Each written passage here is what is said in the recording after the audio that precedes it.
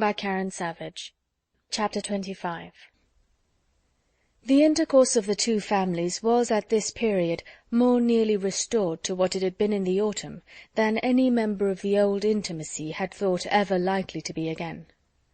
The return of Henry Crawford and the arrival of William Price had much to do with it, but much was still owing to Sir Thomas's more than toleration of the neighbourly attempts at the parsonage. His mind, now disengaged from the cares which had pressed on him at first, was at leisure to find the Grants and their young inmates really worth visiting; and though infinitely above scheming or contriving for any the most advantageous matrimonial establishment that could be among the apparent possibilities of any one most dear to him, and disdaining even as a littleness the being quick-sighted on such points, he could not avoid perceiving in a grand and careless way that Mr. Crawford was somewhat distinguishing his niece, nor perhaps refrain, though unconsciously, from giving a more willing assent to invitations on that account. His readiness, however, in agreeing to dine at the parsonage, when the general invitation was at last hazarded, after many debates and many doubts as to whether it were worth while, because Sir Thomas seemed so ill-inclined, and Lady Bertram was so indolent, proceeded from good breeding and good will alone, and had nothing to do with Mr. Crawford but as being one in an agreeable group; for it was in the course of that very visit that he first began to think that any one in the habit of such idle observations would have thought that Mr. Crawford was the admirer of Fanny Price. The meeting was generally felt to be a pleasant one, being composed in a good proportion of those who would talk and those who would listen; and the dinner itself was elegant and plentiful, according to the usual style of the Grants, and too much according to the usual habits of all to raise any emotion except in Mrs. Norris, who could never behold either the wide table or the number of dishes on it with patience, and who did always contrive to experience some evil from the passing of the servants behind her chair, and to bring away some fresh conviction of its being impossible among so many dishes but that some must be cold. In the evening it was found, according to the predetermination of Mrs. Grant and her sister, that after making up the whist-table there would remain sufficient for a round game, and everybody being as perfectly complying and without a choice as on such occasions they always are, speculation was decided on, almost as soon as whist, and Lady Bertram soon found herself in the critical situation of being applied to for her own choice between the games, and being required either to draw a card for whist or not. She hesitated. Luckily Sir Thomas was at hand. "What shall I do, Sir Thomas? Whist and speculation, which will amuse me most?" Sir Thomas, after a moment's thought, recommended speculation. He was a whist-player himself, and perhaps might feel that it would not much amuse him to have her for a partner. "Very well," was her ladyship's contented answer. "Then speculation, if you please, Mrs. Grant. I know nothing about it, but Fanny must teach me."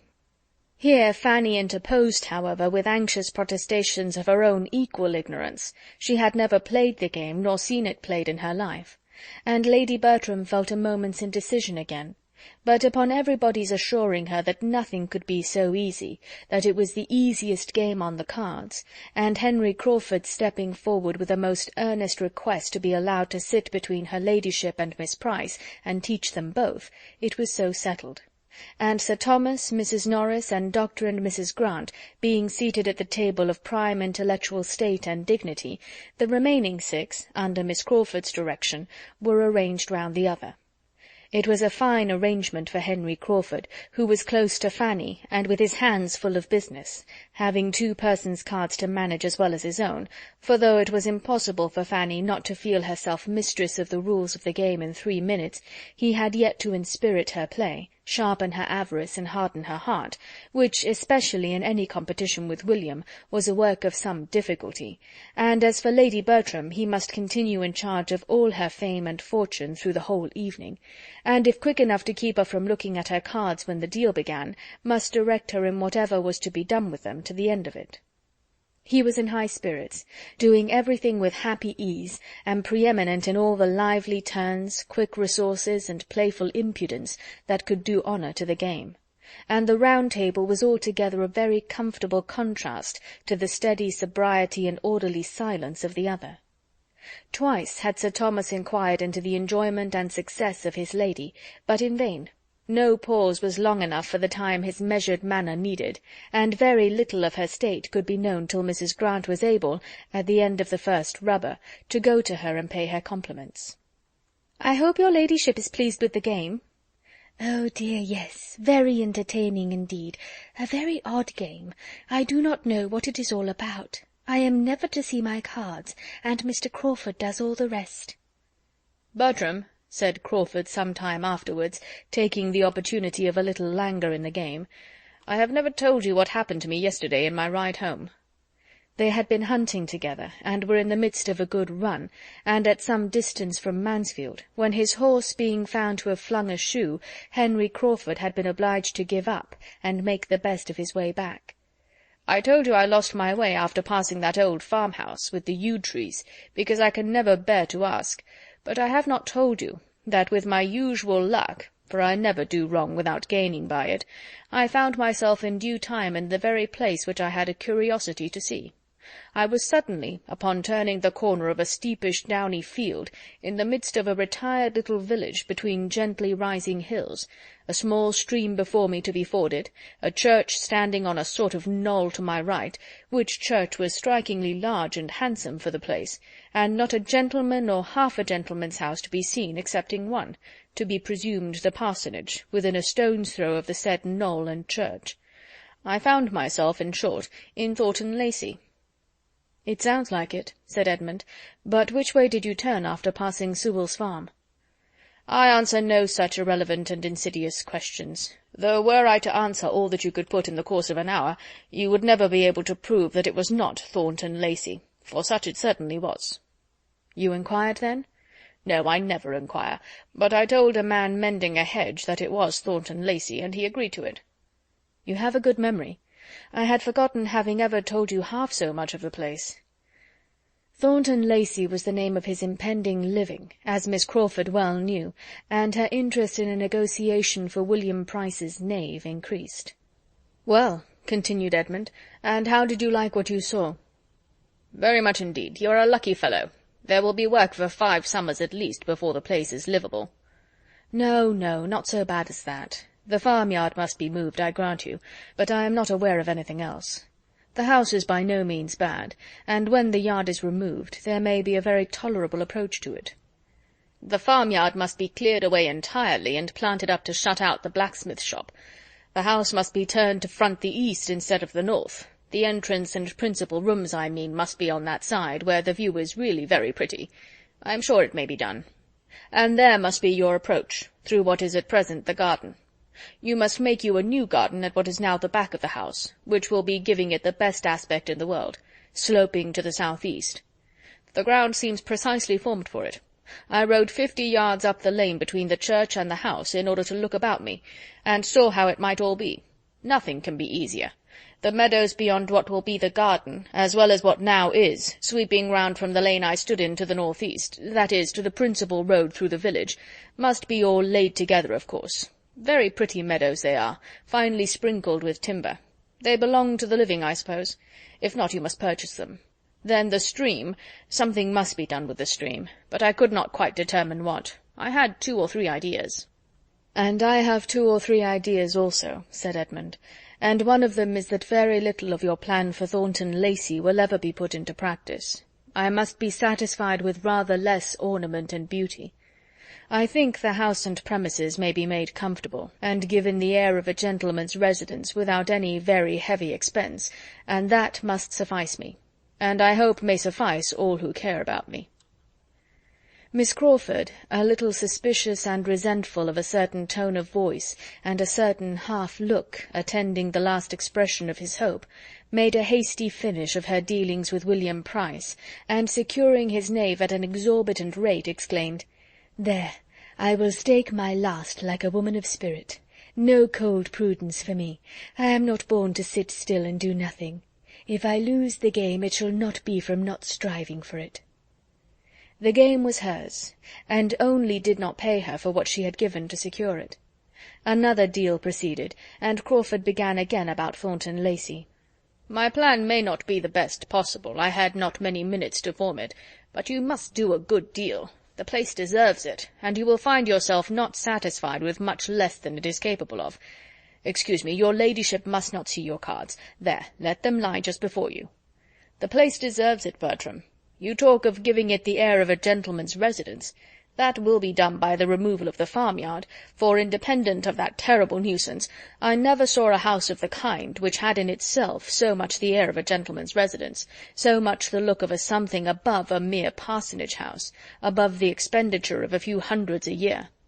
It is not a scrambling collection of low single rooms, with as many roofs as windows. It is not cramped into the vulgar compactness of a square farmhouse.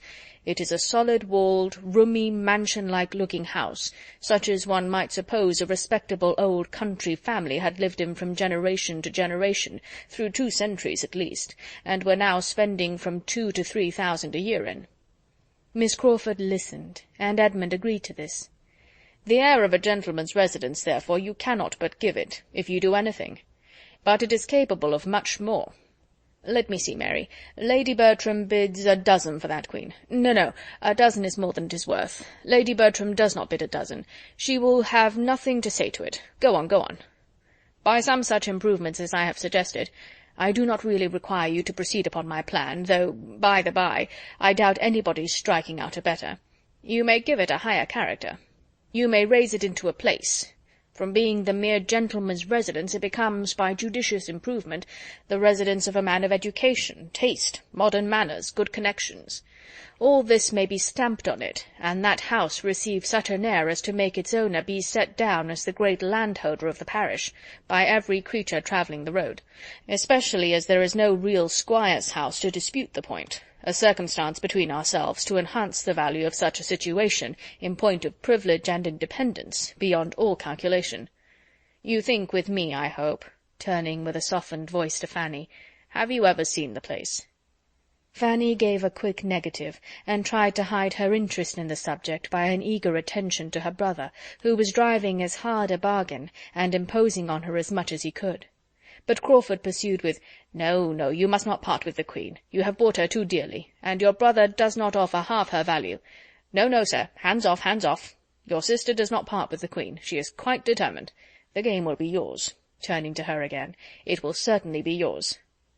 "And Fanny had much rather it were William's," said Edmund, smiling at her. "Poor Fanny, not allowed to cheat herself as she wishes." "Mr. Bertram," said Miss Crawford a few minutes afterwards, "you know Henry to be such a capital improver that you cannot possibly engage in anything of the sort at Thornton Lacey without accepting his help. Only think how useful he was at Southerton. Only think what grand things were produced there by our all going with him one hot day in August to drive about the grounds and see his genius take fire. There we went, and there we came home again, and what was done there is not to be told." Fanny's eyes were turned on Crawford for a moment with an expression more than grave, even reproachful, but on catching his, were instantly withdrawn. With something of consciousness he shook his head at his sister, and laughingly replied, "I cannot say there was much done at Southerton, but it was a hot day, and we were all walking after each other and bewildered." As soon as a general buzz gave him shelter, he added, in a low voice directed solely at Fanny, "I should be sorry to have my powers of planning judged of by the day at Southerton. I see things very differently now. Do not think of me as I appeared then." Southerton was a word to catch Mrs. Norris, and being just then in the happy leisure which followed securing the odd trick by Sir Thomas's capital play and her own, against Dr. and Mrs. Grant's great hands, she called out in high good humour, "Southerton! Yes, that is a place indeed, and we had a charming day there. William, you are quite out of luck, but the next time you come I hope dear Mr. and Mrs. Rushworth will be at home, and I am sure I can answer for your being kindly received by both. Your cousins are not of a sort to forget their relations, and Mr. Rushworth is a most amiable man.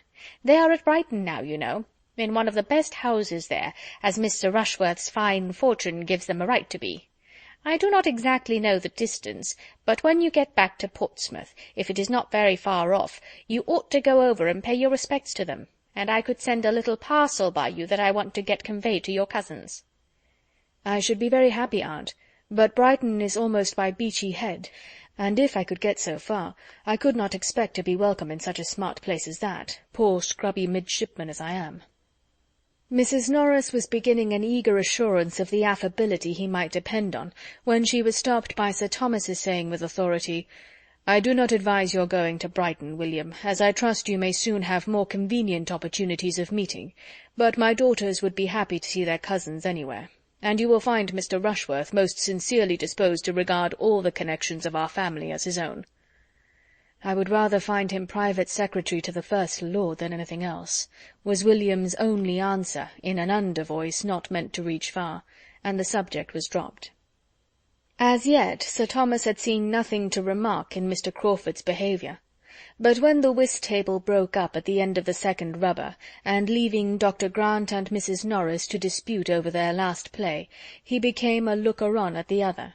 He found his niece the object of attentions, or rather of professions, of a somewhat pointed character. Henry Crawford was in the first glow of another scheme about Thornton Lacey, and, not being able to catch Edmund's ear, was detailing it to his fair neighbour with a look of considerable earnestness. His scheme was to rent the house himself the following winter, that he might have a home of his own in that neighbourhood.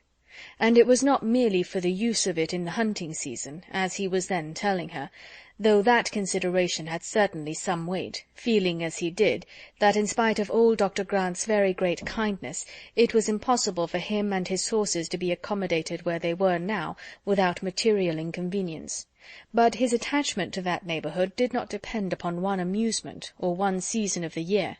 He had set his heart upon having a something there that he could come to at any time, a little home-stall at his command, where all the holidays of his year might be spent, and he might find himself continuing, improving, and perfecting that friendship and intimacy with the Mansfield Park family which was increasing in value to him every day. Sir Thomas heard and was not offended. There was no want of respect in the young man's address, and Fanny's reception of it was so proper and modest, so calm and uninviting, that he had nothing to censure in her. She said little, assented only here and there, and betrayed no inclination either of appropriating any part of the compliment to herself, or of strengthening his views in favour of Northamptonshire. Finding by whom he was observed, Henry Crawford addressed himself on the same subject to Sir Thomas, in a more everyday tone, but still with feeling. "I want to be your neighbour, Sir Thomas, as you have perhaps heard me telling Miss Price. May I hope for your acquiescence, and for your not influencing your son against such a tenant?" Sir Thomas, politely bowing, replied, "It is the only way, sir, in which I could not wish you established as a permanent neighbour. But I hope and believe that Edmund will occupy his own house at Thornton Lacey. Edmund, am I saying too much?" Edmund on this appeal had first to hear what was going on, but on understanding the question was at no loss for an answer. "Certainly, sir. I have no idea but of residence. But, Crawford, though I refuse you as a tenant, come to me as a friend. Consider the house as half your own every winter, and we will add to the stables on your own improved plan, and with all the improvements of your improved plan that may occur to you this spring." "We shall be the losers," continued Sir Thomas. "His going, though only 8 miles, will be an unwelcome contraction of our family circle. But I should have been deeply mortified if any son of mine could reconcile himself to doing less. It is perfectly natural that you should not have thought much on the subject, Mr. Crawford. But a parish has wants and claims which can be known only by a clergyman constantly resident, and which no proxy can be capable of satisfying to the same extent. Edmund might, in the common phrase, do the duty of Thornton, that is, he might read prayers and preach without giving up Mansfield Park. He might ride over every Sunday to a house nominally inhabited, and go through divine service. He might be the clergyman of Thornton Lacey every 7th day, for 3 or 4 hours, if that would content him, but it will not.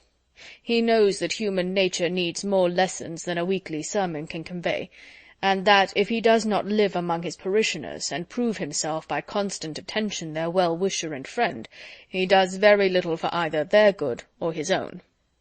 Mr. Crawford bowed his acquiescence. "I repeat again," added Sir Thomas, that Thornton Lacey is the only house in the neighbourhood in which I should not be happy to wait on Mr. Crawford as occupier." Mr. Crawford bowed his thanks. "Sir Thomas," said Edmund, "undoubtedly understands the duty of a parish priest. We must hope his son may prove that he knows it too."